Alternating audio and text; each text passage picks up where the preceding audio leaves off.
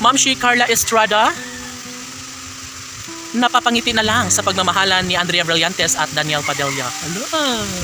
Malakas ang hangin. Siyempre, lahat ay pabor na pabor ngayon sa relasyon ni Andrea Brillantes at Daniel Padilla. Sabi nga ni Ma'am si Carla Estrada na siguro ay panahon na para malaman niya kung ano nga ba ang magiging posibilidad, kung ano nga ba ang posibleng mangyayari sa kanilang pagmamahalan. Natural na aasahan ni Ma'am si Carla Estrada na sana nga ay magkaroon sila ng habang buhay na kaligayahan sa mga puso. Yes, of course, isang magandang pagpaplano ang nais na ibahagi ni Ma'am si Carla Estrada patungkol sa relasyon ni Andrea at Daniel. Masayang-masaya na ngayon ang mga milyon-milyon ng mga tagahanga ni Andrea at Daniel dahil nga nakikita at nararamdaman na nila na may posibilidad nga na habang buhay na sila ay magsama, na magkakatuluyan at bumuo ng sariling pamilya, magkaroon ng maraming supling, and of course sila umano ang deserve na lumigaya sa habang buhay. Sabi nga ni Daniel na kahit ano pa man ang mangyayari ay ipagpapatuloy niya pa rin ang kanyang tunay na damdamin para kay Andrea Brillantes at may pangako na sila. Kahit bago pa lang ang kanilang relasyon ay ibinabahagi na ni Daniel Padilla ang lahat sa pagkakataong nais niya na ipaalam sa lahat na sadyang ang kanyang pagmamahal ni Andrea ay habang buhay na. Uy, totoo ba ito?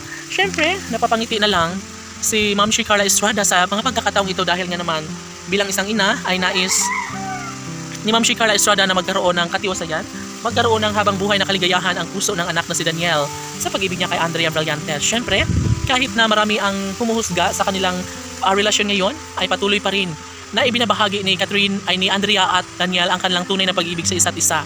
Kasi siguro ng lahat nga siguro nga ay si Andrea at Daniel ang nakatadhana para sa isa't isa. Lalo na ngayon na mas lalong umiinit, mas lalong pinag-uusapan ang kanilang relasyon na talaga nga namang masasabi mong forever na ang relasyon ni Andrea at Daniel.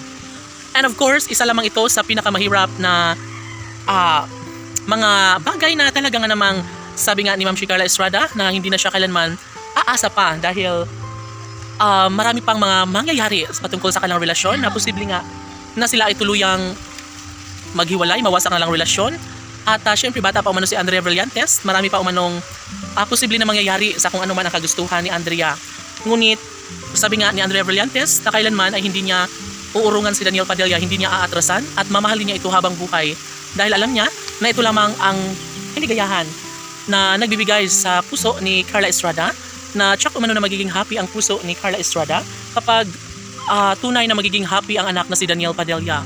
Sabi nga ng mga fans ni Andrea Brillantes na tama lamang na ibahagi ni Andrea Brillantes kung ano man ang kanyang plano sa pag-ibig niya kay Daniel Padilla dahil nariyan si Carla Estrada na umaasa sa habang buhay na kaligayahan sa kanilang pagmamahalan ni Daniel at Andrea. Laban!